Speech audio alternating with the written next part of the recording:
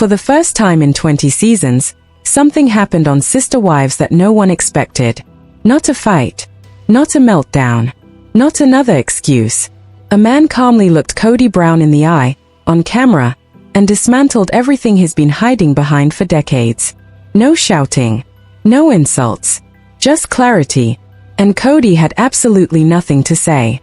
In under 2 minutes, David Woolley did what years of arguments, divorces, and breakdowns never managed to do. He exposed the pattern. He named the manipulation. And the moment he did, Kody's entire persona collapsed. This wasn't just a viral reality TV clip. It was a psychological unmasking. It starts quietly. Kody slips into his familiar role, the self-appointed expert. He talks like a man handing down wisdom, positioning himself as someone who understands relationships on a level others can't reach. David, in Kody's framing, is just another guy who thinks marriage is simple because he hasn't lived Kody's complex life. The implication is clear. If David doesn't understand, then Kody's failures don't count as failures. They become proof of depth, proof of experience, proof that ordinary people just wouldn't get it. But that illusion falls apart instantly when you look at reality. 3 marriages collapsed in rapid succession. Most of his children are distant or estranged. The family he claimed to lead is fractured beyond repair. That isn't wisdom. That's wreckage. Kody needs David to be naive, because if David is competent and emotionally healthy, then Kody has no excuse left. Then comes the condescension dressed up as insight. Kody suggests David will learn one day how hard marriage really is. What he's really saying is darker. He's predicting David's future failure so he can retroactively justify his own. If David struggles someday, then Kody wasn't the problem. Marriage itself was. That's not reflection. That's self-protection. And then Kody reveals the truth without realizing it. He openly admits he has no interest in David's perspective. Not curiosity. Not openness. Not learning. Because listening to a man who succeeded where you failed is threatening. David treats Christine with consistency, respect, and genuine affection. In a short time, he did what Kody never did in decades. So Kody talks instead. He performs confidence. He hands out surface-level compliments that don't challenge his ego. David is likable. A guy's guy. Safe words. Nothing that acknowledges intelligence, integrity, or emotional depth. Then the moment shifts. David simply says he loves Christine.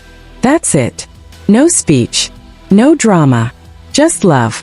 And Kody freezes. "Why am I here?" he asks. "This is weird." That reaction says everything. Christine is no longer Kody's wife. He left that relationship emotionally years ago. Yet hearing another man express love for her unsettles him. Not because the situation is awkward, but because Kody still sees her as territory, as something that once belonged to him. The discomfort isn't about love being inappropriate. It's about relevance disappearing. For 30 years, Kody was the center of every relationship, every emotion, every household. Now Christine's life doesn't orbit him at all. And he can't tolerate that. So he labels the moment weird instead of admitting the truth. He's jealous, displaced, and no longer important in her story. David sees it instantly. And that's when he stops being polite. Without raising his voice, without dressing it up, David calls it out. He explains exactly what crossed the line.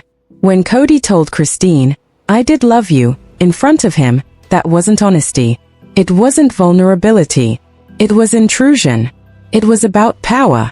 Saying that in that moment wasn't about Christine's feelings.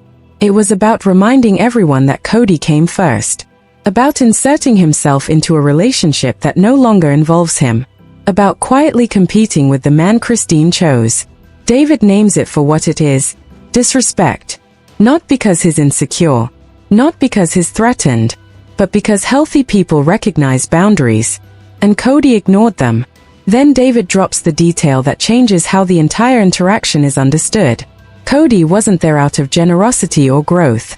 He was invited as a test. An opportunity. A chance to show up for his children without making it about himself. And he failed.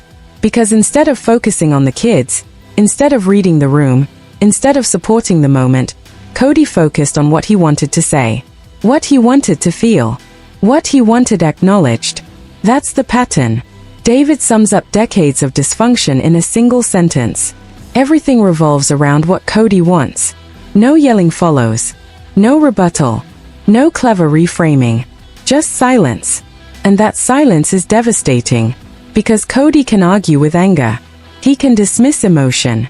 He can gaslight pain. But clarity leaves him nowhere to hide. David isn't confused. He isn't reactive. He isn't entangled in history or obligation. He sees cleanly and speaks plainly. And that's why this moment lands so hard with viewers. David becomes the voice of the audience. The outsider who isn't conditioned to excuse the behavior. The man who says out loud what fans have been screaming for years. And because he's calm, reasonable, and undeniably decent, Kody can't discredit him. When women said it, Kody called them bitter. When children said it, he called them disrespectful. When David says it, there's no label left to hide behind. The contrast is brutal. One man creates space for healing. The other consumes space for ego. One prioritizes children. The other prioritizes being heard. One lives the values the other only talks about. And in less than 2 minutes, that difference becomes undeniable. This isn't just a turning point for the show. It's a moment of validation. For Christine. For the kids. For viewers who've lived with someone who rewrites reality to protect themselves. David didn't expose Kody by attacking him. He exposed him by understanding him. And once that understanding is spoken out loud, it can't be taken back. Kody spent 30 years making everything about himself. David needed 60 seconds to make it about the truth. And that truth hit harder than anything we've seen in 20 seasons. Something happened on Sister Wives that quietly changed everything. No screaming. No chaos. Just one man calmly speaking the truth, and another man realizing he had nowhere left to hide. For the first time in the show's history, Kody Brown wasn't arguing, deflecting, or reframing. He was silent. And that silence said more than 20 seasons of excuses ever did. It began with Kody slipping into the role he loves most, the enlightened authority. He spoke like a man handing down wisdom, positioning himself as someone who understands relationships on a level other people simply don't. David, in Kody's framing, was just another guy who thought marriage was simple because he hadn't lived a complex life like Kody's. That framing wasn't accidental. Kody needed David to be inexperienced. Because if David was competent and emotionally grounded, then Kody's past couldn't be rewritten as wisdom anymore. It would just be failure. And Kody cannot live with that version of the story. So he talked down. He implied David would one day learn how hard marriage really is. What he was actually doing was predicting David's future struggle so he could excuse his own past collapse. If David fails someday, then Kody wasn't the problem. Marriage was. The system was. The expectations were. That's not insight. That's self-protection. Then Kody made it clear he wasn't interested in David's perspective at all. Not curious. Not open. Not listening. Because hearing advice from a man who treats Christine with consistency and respect would mean confronting the truth, that love doesn't have to be complicated, and failure doesn't equal depth. Kody offered safe compliments instead. David was likable. Easygoing. A guy's guy. Nothing that threatened Kody's self-image. Nothing that acknowledged emotional intelligence or maturity. And then everything shifted with one simple sentence. David said he loves Christine. No performance. No justification. Just love. Kody's reaction was instant and revealing. "Why am I here?" he asked. "This is weird." That wasn't social awkwardness. That was jealousy disguised as confusion. Christine hadn't been his wife for years, yet hearing another man love her unsettled him. Because on some level, Kody still saw her as his territory, as someone whose life was supposed to orbit him. What made him uncomfortable wasn't the moment. It was his irrelevance.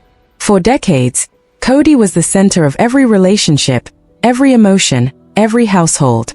Now Christine's life didn't include him at all. And instead of owning that discomfort, he labeled the situation strange. David noticed. And he didn't let it slide. David didn't raise his voice. He didn't soften the truth either.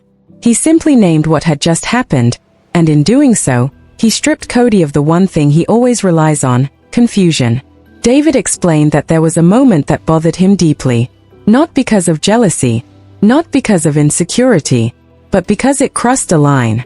When Kody told Christine, "I did love you," in front of him, David recognized it instantly for what it was. Not honesty, not reflection. A move.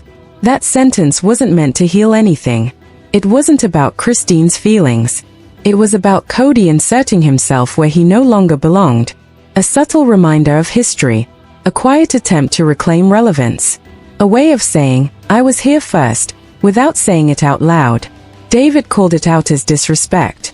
And that's where Kody lost control of the narrative.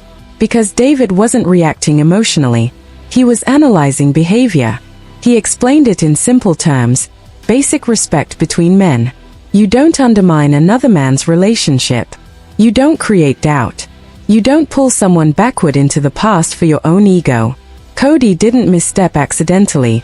He chose that moment. He chose that setting. He chose those words. And David saw straight through it. Then David revealed the detail that reframed the entire interaction. Kody wasn't there as a guest of honor. He wasn't invited to perform wisdom or reassert importance.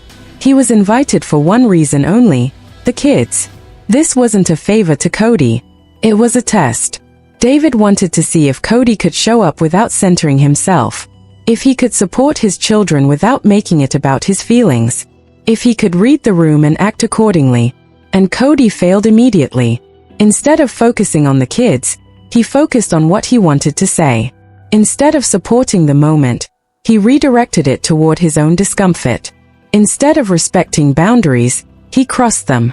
David summed it up with devastating simplicity. Everything revolved around what Kody wanted. That one sentence didn't just describe the trip. It described 30 years. Every marriage breakdown. Every family conflict. Every moment where children felt ignored. Every time a wife felt dismissed. All of it followed the same pattern. Kody's needs first. Everyone else adapts or gets left behind. And for the first time, that pattern was named clearly, calmly, and publicly by someone who wasn't trapped inside it. Kody had no response. No lecture. No defense. No reframing. Just silence. Because clarity is the one thing he can't fight.